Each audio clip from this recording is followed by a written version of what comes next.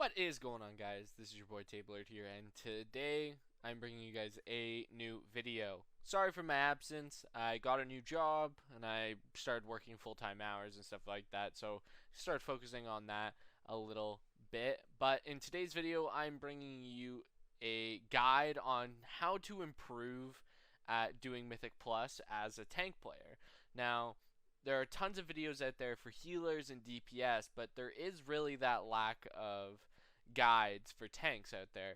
Now, I know I'm not world first key pusher, but I have done a fair amount of keys in my time, and I consistently improve on the level of keys that I'm doing each season. So I just wanted to bring some tips and tricks that I've learned along the way and that I implemented for myself that allowed me to improve at a very steady rate, actually pretty fast in my opinion. Now, this is the most important tip, honestly, out of every single tip that I'm going to tell you today. And in my opinion, I'm not even. I rarely follow this tip, but it's to be confident in yourself, right? It's really stressful and hectic as a tank because you are the one that has to survive. You have to do good damage. You have to plan the route. You gotta, mark. You gotta tell everyone what's doing. All this stuff. So it's really hectic when something goes wrong. A lot of the time, people will blame the tank because it's pretty easy to blame the tank, right? If you pull two packs together and a kick goes off, right? Like your DPS might blame you because like a cast goes off that wipes the group. The DPS might blame you because they're like, "Hey man, like why did you pull these two packs together?" But in reality, it was your entire group's fault, right? Like someone should have had that kick. It should have been a priority kick if it's one-shotting or killing your group and stuff like that. So it's just to be confident in yourself, right? You are the tank, you are the leader of the group. Once that key starts, you decide what happens, right? Now, this is a really basic one. This isn't just for tank players. This is for everyone in general, especially when you're pugging. Use your own key, right? If you have a 15 miss a turn of scythe and you've never completed a 15 miss a turn of scythe before, right? You're most likely not gonna be able to queue into a 15 miss, right? Most groups are like, no, we need someone who's done that before. So if you're using your own key, you get to pick the group, you get to decide who comes, you get to pick the group comp, say you're a brewmaster, right? Like brewmasters and holy paladins, they don't go well together, right? Because of how holy paladins and like to heal and how brewmaster takes damage, right? So you might want to pick like a wrestler dude or a wrestler shaman that pairs well with you a little bit better. That has a greater chance of allowing you to, time the key to improve, right? And to not mention, if you don't time the key, it's your key. You'll never feel bad for not timing a key if it's your key, right? If you want to play around with a route, play around with some pulls and stuff like that, right? You don't time the key, who cares? It's your key. You're not ruining someone else's key, And that's a really big thing for me that I had last season in the first season of Shadowlands was I didn't want to queue into a key. I didn't want to join a group because I didn't want to fail their key. I wasn't confident in myself. This goes back to the first tip. I wasn't confident in myself. And for that reason, it didn't allow me to grow as a player, right? Failing is best the best thing that you can do to succeed, right? You're never going to know if something doesn't work if you never do it, right? You may be the greatest player in the world, but you'll never know if you can pull, 4 or 5 packs together on a bull string where you can, kill it all at the same time. So it's just, being able to, use your own key is just a great tip on how to improve, right? If you make mistakes, you're not failing someone else. You're not disappointing someone else, right? Now, for tank players, this is very important, is to plan your route ahead of time. Oh, I went AFK. Is to plan your route ahead of time. This leads into the next segment. So there's an add-on called MDT, Mythic Dungeon Tools. And basically this add-on here allows you to go to each dungeon, plan out your route, plan out what you're going to kill, when you're going to skip, and all this like that. It allows you to see how much percentage you have. It allows you to see all these different things. You can also like click the mobs. You can, right click the mobs and you can see like their abilities and things like that. This is very important, especially if you're trying to create new routes, especially if you're, trying to understand, like, oh, hey, why did I die on this pull? What was this ability? What did it do? Was it interruptible? Was it, could I CC the mob? Could I run away from it? In Halls of Atonement, a lot of these Dark Blade guys here, they have a frontal, right? And a lot of tanks don't know that. So when it goes off, it may hit you, and like two of them may hit you and kill you, and you never knew that. But you can look in here and you could see, oh, it's Deadly Thrust is a frontal ability. I can dodge that, right? So the next time you do Halls of Atonement, won't get hit by that, right? This next part of this tip is to, if you're unsure about routes, if you don't want to make your own, you can get routes from other players. So Dratnos, who's a YouTuber for World of Warcraft, a streamer and stuff like that, he creates a weekly route series for the Raider.io website. There he makes basic routes for people to look at. They walk you through the dungeon. Some of them have some skips, some of the things like that are a little bit more complicated, but those basic routes can ensure that you can time anything from like a 15 to an 18, right? If you do those pulls exactly how that is, with no mess ups, with the damage required, you can succeed in those dungeons. Now, you can also check out some top tier players, especially for tank players. I do it all the time. You can go to their streams. They'll have, they'll have links to their routes and stuff like that, where you can check out what they're doing, right? So a pull for a route for a Guardian Druid may be different for a route for a Prot Warrior, because both classes have different cooldowns on their defensives, on their offensive abilities.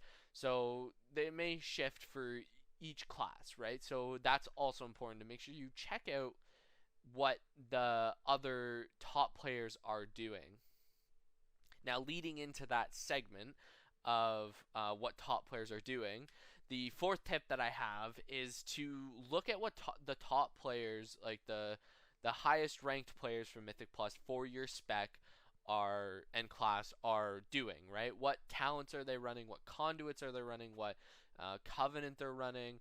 What trinkets they're running? What enchants? What stats? All that stuff. You can check that out using two very good websites. Now, I already talked about one, which was Raider.io. There'll be a link to it in the description below. But if you go to the Raider.io website here, it seems a little bit complicated, but it's not. But if you just go up here to Mythic Plus, you can go to Clash/Role leaderboards, and you go down here, so you can go to tanks, or you can go to spec leaderboards, go down and go to Brewmaster. Like, I'm just gonna go to Brewmaster, and here you can see all of the highest rated players. And if you want to see what they're doing, you can click it. So Equinox Monk here, I can go down and see, oh, these are what the conduits and traits he's using. These are the weapons, the trinkets, and the enchants and everything that he's using.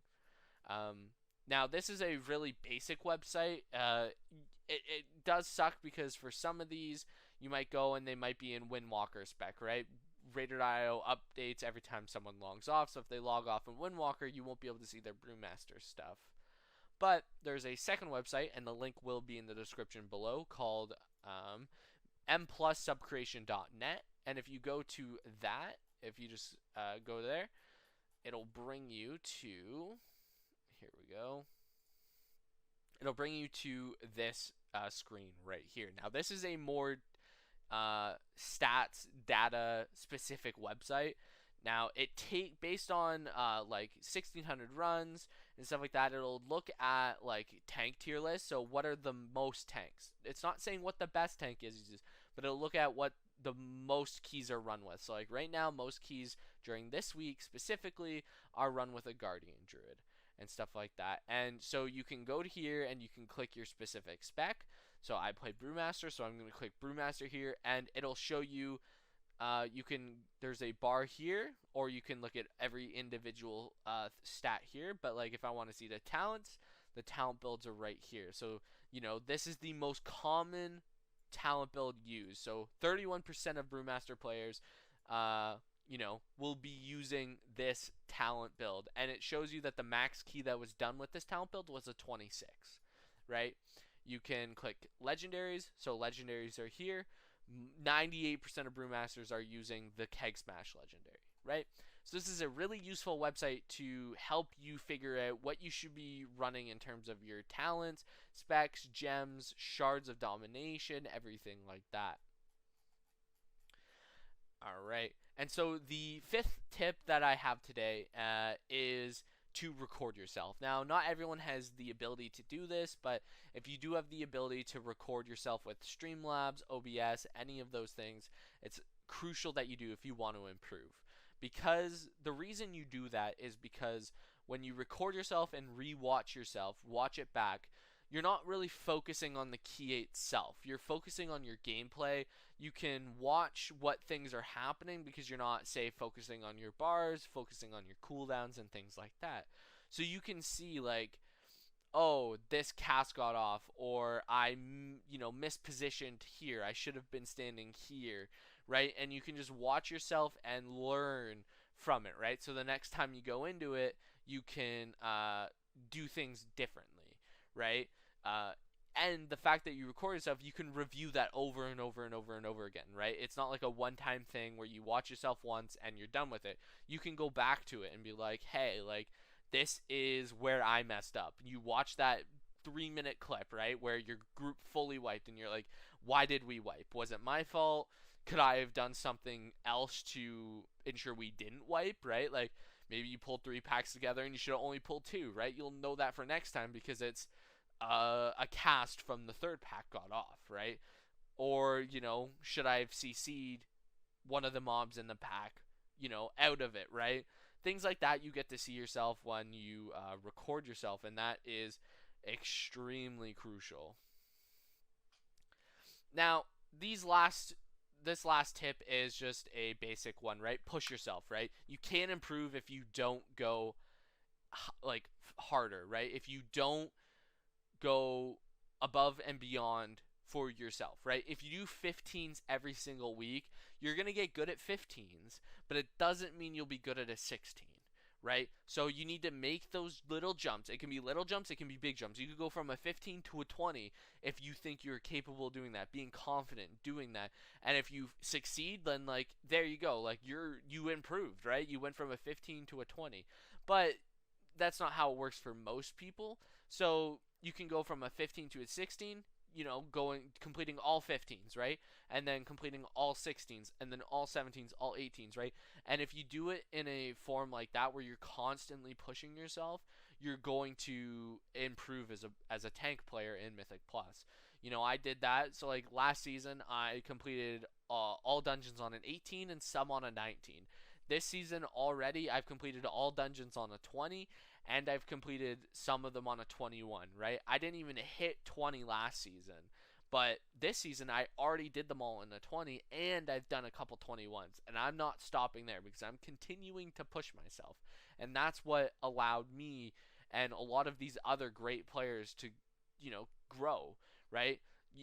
Players in Complexity Limit or Echo, they would not be where they are if they only completed 15s every single day and that's all they ever did, right? you they pushed themselves to be better, and that allowed them to improve and succeed in growing as a player. Now, that's going to be the last tip of the video. 6 easy tips, right? None of them are too complicated, but I hope this helped you guys. And let me know if any of these tips did help you improve as a tank player. I hope you guys did enjoy. Sorry for the being away for so long, but I'm looking to get back into some video making. And I'll see you guys in the next video. Peace.